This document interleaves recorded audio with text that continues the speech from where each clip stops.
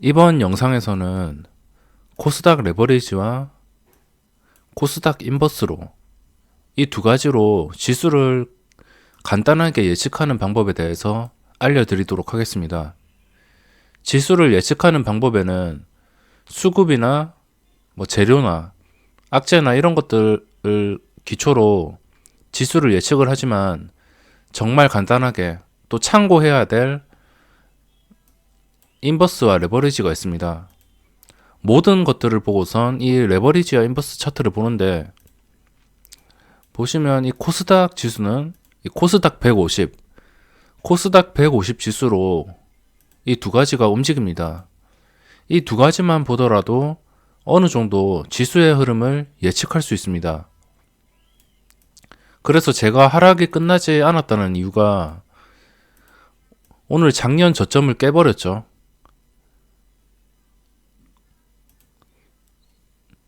7월 29일 월요일에는 작년 저점은 깨지 않았는데 그래도 사실상 깨진 상태였지만 오늘 완벽하게 깨버렸습니다. 여기서 제가 크게 상승, 반등하는 게 아닌 것을 느낀 것이, 여기 보시면 이게 인버스고 이게 레버리지입니다.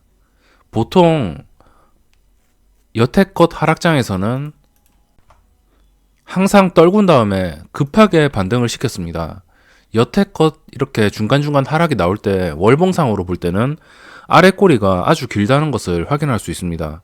그리고선 급하게 반등 주고 그냥 한 방 시원하게 밀어버렸다가 급하게 반등을 주어서, 예전 같은 시장이었으면, 예전에도 제가 이 레버리지로 인해서 비교를 했는데 예전같이 이 레버리지가 하루에 6%, 5% 이상 떨어지면은 그 다음날 완벽한 반등을 주려면 이 레버리지가 한 4% 이상은 상승을 해줘야 됩니다. 그래야지 반등 매수세가 붙으면서 지수가 분위기를 전환할 발판을 만들어 주는데, 그게 아니고서 어제 큰 하락 이후에 어제 지수가 오르는 듯 싶었지만 이 레버리지가 1%도 안 올랐습니다. 만약 여기서 6% 내린 다음에 레버리지가 한 적어도 3, 4%를 올랐다면 그래도 상승에 대한 기대를 하겠죠.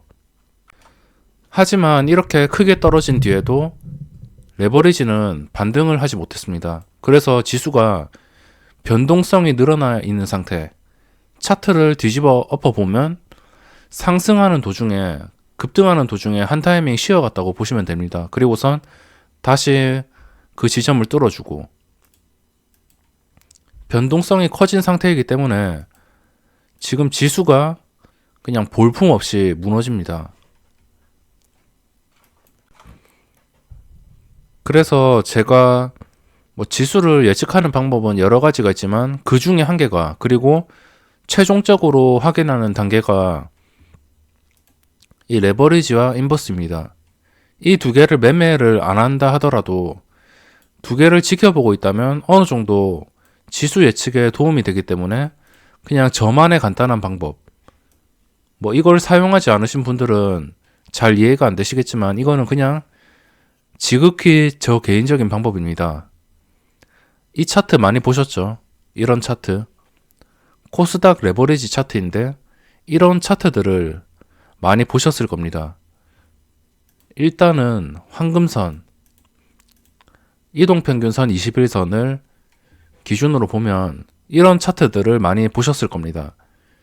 주가가 21선을 깨고선 오랜 시간 동안 이 21선 밑에서 주가가 계속적으로 거래되면은 추가 하락이 나올 확률이 매우 높아집니다. 진짜 좋은 종목이면, 진짜 상승으로 전환을 하려면 여기서 바로바로 21선을 회복해줘서 21선 위에서 주가가 흘러가야 되는데 여기서 다시 회복도 못하고 무너졌다. 그러면은 확실히 문제가 있다고 보시면 됩니다. 인버스는 당연히 차트가 좋죠. 21선 위에서. 그래서 이거 두 개를 비교하면서 딱 이거 레버리지만 보더라도 주식을 언제 살지 감이 옵니다. 주식을 언제 사냐면 여기 차트에서 중간중간에 아래 꼬리가 달린 빨간색 봉이 나온다면은 그날 종가에 베팅해서 다음날 하루, 뭐 하루 이틀 정도 먹고 나오는 그런 방법이 있겠지만 그 방법이 아니고 진짜 주식을 언제 사냐. 진짜 주식을 언제 사서 그걸 보유해서 수익을 언제 내냐. 이게 또 중요합니다. 이런 봉이 뜨면은 하루 이틀 그냥 반등하는 것을 이용해서 단기적으로 먹고 나오겠지만 뭐 시장에서 단타만 있는 게 아니기 때문에 중장기 투자자분들은 언제 주식을 사냐. 여기서 황금선을 제대로 회복을 해주는 게 우선순위입니다. 황금선을 먼저 회복을 해준 다음에 이런 식으로 최소한 일주일 이상은 황금선 위에서 주가가 거래돼야 됩니다. 그래야지 추가적인 반등이 나오면서 분위기를 완전히 뒤엎을 수 있지. 지금 상태에서는 그냥 현재 상태에서는 상당히 오랜 시간을 기다려야 될 것으로 예측이 되고 있습니다. 지금 주봉으로 볼 때 황금선이랑 지금 현재 주가랑 엄청나게 격차가 벌어지고 있죠. 이게 무슨 말인지 모르겠다. 이렇다면은 작년을 보면 됩니다. 이렇게 무너질 때가 이때도 있었고, 이때 무너졌을 때 어떻게 됐냐면 주봉상 아래 꼬리가 많이 달렸죠. 이때부터 황금선까지 반등해서 급등을 했습니다. 그래서 여기서 매수 포인트라고 할 수 있겠고, 매수를 했는데도 다시 황금선을 깬다. 그거는 또 문제가 있는 것이기 때문에 바로바로 손절을 해줘야 됩니다. 여기 올라서도 그 뒤로도 대응이 중요한데, 오른 다음에 대응이 이 오른 자리를 계속 유지해 줘야 된다 했죠. 제가 왕관에 대한 동영상을 설명드렸는데 그 왕관을 썼으면 그 무게를 견뎌줘야 됩니다. 그러니까 여기서 매수 타이밍이 됐을 때 주식을 샀는데 다시 황금선을 깨버렸다. 이러면은 손실이 얼마 안 될 때 손절을 해야 됩니다. 아니면 최소한의 비중이라도 줄이던가. 그리고 여기서 다시 하락해서 다시 황금선을 회복합니다. 황금선을 이렇게 크게 깼을 때는 상당한 시간이 소요됩니다. 다시 회복할 때까지 상당한 시간이 소요되고, 이렇게 급하게 반등하는 신호가 이 지수 차트 일봉상 아래 꼬리 달린 빨간색 봉이 뜰 때 저렇게 급하게 반등이 나옵니다. 하지만 지금은 반등이 쉽게 나올지 모르겠습니다. 엄청난 악재들이 계속적으로 기다리고 있기 때문에 화이트 리스트를 포함해서 현재 악재들이 기다리고 있고, 호재는 한 개도 없기 때문에 예전보다 반등하기가 좀 더 힘들 것 같습니다. 그래서 지금은 주식을 언제 사냐? 뭐 단기적으로 파악을 할 거면 일봉상 이 황금선을 회복할 때 바로 매수를 하면 될 것이고, 좀 더 안전하게 가겠다 이러면은 주봉상 황금선을 회복할 때 이쯤에 매수를 해서 지켜보면 됩니다. 올해 초에 이 황금선 주봉을 회복해서 주가가 이렇게 올랐습니다. 이게 레버리지 차트인데, 레버리지 차트나 이 코스닥 차트나 보시면 거의 비슷합니다. 이때 2월쯤에 회복을 해서 회복을 한 뒤에 어느 정도 분위기가 좋았죠. 이때 회복을 하고선 사라는 겁니다. 회복을 하고 이 회복한 자리를 무너뜨리지만 않는다면 수익을 줄 확률이 높기 때문에 여기서 수익을 누렸다가 다시 황금선을 깨면 그때 또 매도로 대응을 하는 겁니다. 뭐 그냥 나는 무작정 주가가 하락하든 말든 어떻게 움직이든 말든 간에 무조건 버티겠다, 이렇게 생각을 하신다면 어쩔 수가 없습니다. 조금이라도 손실을 막기 위해서는 이 흐름에 따라서 맡겨야 되고, 지수를 파악하는 데는 여러 가지 요소가 있으며, 뭐 선물 시장을 중심으로 지수를 파악한다든지, 해외적인 이슈들로 지수를 파악한다든지, 뭐 이런 걸로 파악을 하면 개인 투자자 입장에서는 피곤합니다.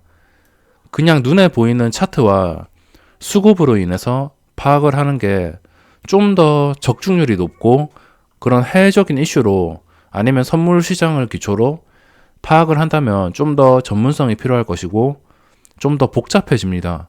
그래서 개인 투자자분들이 할 수 있는 것은 그냥 이렇게 눈에 보이는 것, 눈에 보이는 것만 보더라도 어차피 어떤 호재가 있든 악재가 있든 간에 눈에 보이는 지수가 모든 걸 말해줍니다. 복잡하게 생각할 건 없고 눈에 보이는 대로만 대응을 하신다면은 분명히 이런 하락장에서도 살아남으면서 수익을 남길 수 있고, 그리고 나중에 또 저가 매수를 제대로 노려볼 수 있고, 무작정 떨어지는 칼날을 운 좋게 잡아가지고 예전처럼 급하게 반등을 해서 아마 많은 개인 투자자분들이 이때 맛을 못 잊으셨을 겁니다. 이때가 그냥 하락할 때 막 잡으면은 그냥 크게 반등하는 시장이어서 여기서 상승장을 누리신 분들은 하락할 때 무조건 매수를 하셔서 그러면 무조건 수익을 줬습니다. 그래가지고 이 맛을 못 잊으셔가지고 뭐 지금도 떨어지는 칼날에 무조건 잡아라. 물론 지금 신저가 종목도 정말 많고 모든 종목들이 박앤세일 중입니다. 하지만 이 떨어지는 칼날이 최악의 경우에는 다시 여기 지점, 최악의 경우가 나오면 지금 싸게 샀다고 좋아하는 종목들이 마이너스 30%, 마이너스 40% 이런 식으로 변할 수 있습니다. 그래서 이 주식을 하면서 무조건 안전한 게 중요하기 때문에 저는 안전한 게 중요합니다. 반등을 하더라도 확실하게 반등을 하고 이 황금선 위에서 놀 때 주식을 보유하는 것이지, 그냥 여기서 느낌으로 여기서는 싸게 살 수 있는 기회다, 뭐 이렇게 할 수는 있습니다. 하고 싶으면 할 수는 있는데 저도 지금 예수금을 다 주식으로 다 매수를 해서 좀 보유를 하고 싶지만 겨우겨우 참고 있습니다. 괜찮은 종목들도 두세 개 있고 마음 같아서는 진짜 싸게 살 기회고 매수를 하고 싶지만 원칙상에 지수가 좀 안정화가 되고 나서 그때 매수를 해도 수익을 얻는 데는 문제가 없기 때문에 나중에 여유롭게 이렇게 레버리지와 코스닥, 레버리지와 인버스 차트를 비교해 보시면서 지나온 하락에서는 어떻게 이게 반등을 해서 시세를 주었는지 이런 것들을 다 확인을 하신다면 큰 도움이 되실 겁니다.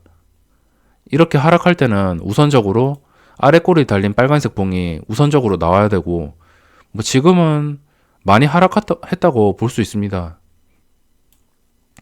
작년보다는 크게 하락을 안 했지만 7월 들어서 거의 18%가 하락을 했죠. 작년에는 거의 37%. 뭐 작년에 비해는 지금 아무것도 아니긴 하지만 지금 상태에서 최소한의 좀 안정됐다 싶으면 그때 매수를 하는 게 제 생각으로는 가장 좋은 방법인 것 같습니다. 레버리지와 인버스 이 두 개를 매매를 안 한다 하더라도 그냥 보고 있으면 분명히 도움을 주기 때문에 참고하시고선 수익 내는데 도움이 되시기 바랍니다. 그럼 영상은 여기서 마감하도록 하겠습니다.